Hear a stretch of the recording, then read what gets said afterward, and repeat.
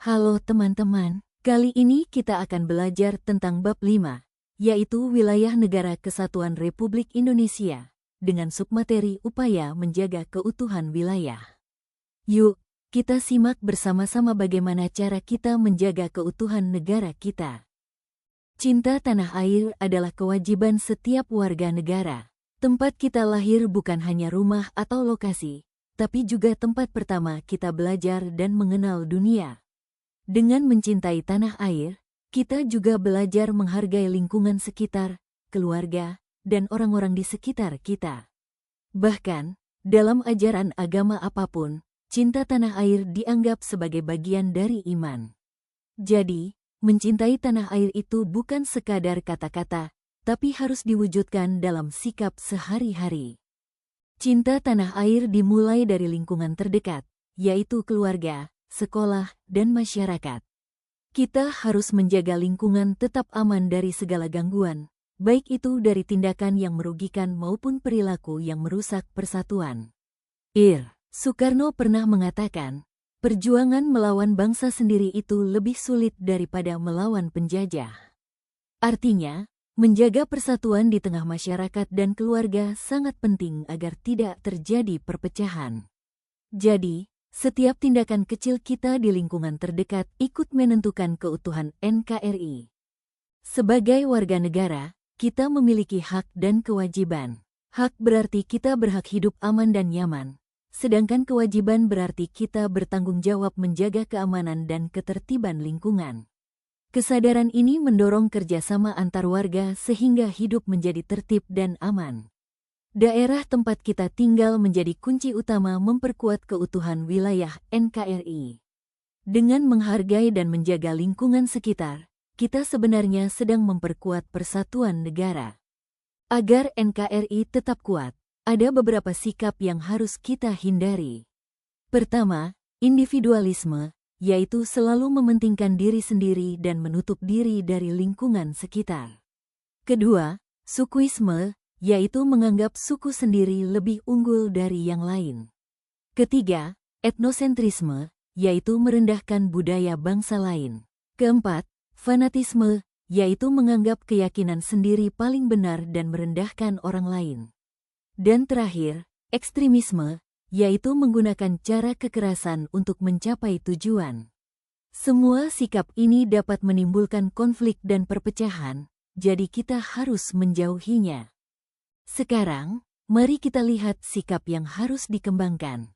Yang pertama adalah cinta tanah air atau nasionalisme. Nasionalisme artinya kita mencintai negara kita dan merasa memiliki tanggung jawab terhadap kemajuan dan keamanan negara. Contohnya bisa berupa menjaga keamanan lingkungan, mengelola sampah dengan benar agar lingkungan tetap bersih, dan menggunakan sumber daya alam secara bijak agar bermanfaat untuk semua warga negara.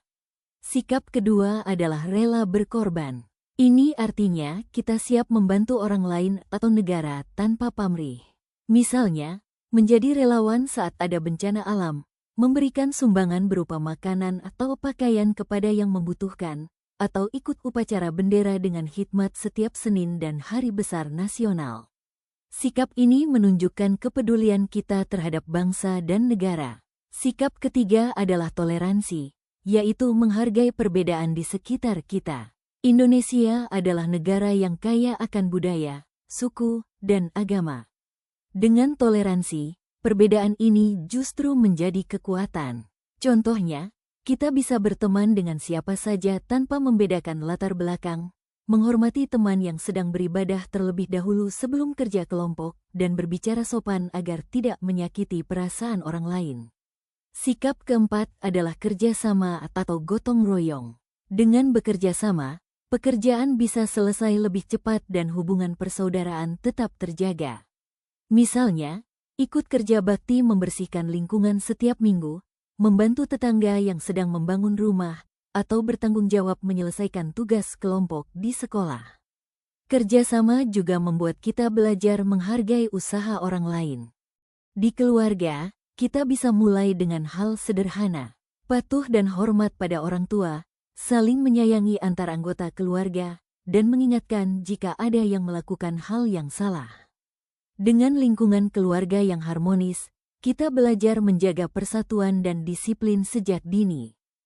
Di sekolah, kita bisa menjaga keutuhan NKRI dengan menjaga nama baik sekolah, bersikap persaudaraan tanpa membeda-bedakan teman berdasarkan suku, ras, atau agama, dan patuh terhadap tata tertib sekolah.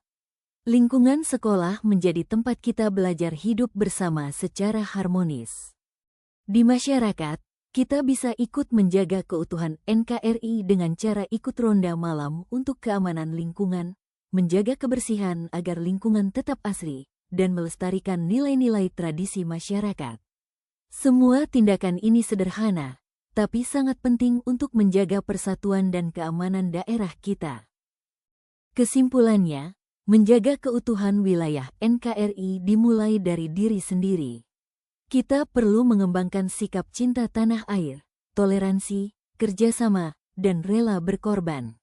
Lingkungan keluarga, sekolah, dan masyarakat adalah tempat terbaik untuk menerapkan semua sikap ini. Dengan begitu, kita ikut berperan aktif menjaga persatuan, keamanan, dan keutuhan negara kesatuan Republik Indonesia.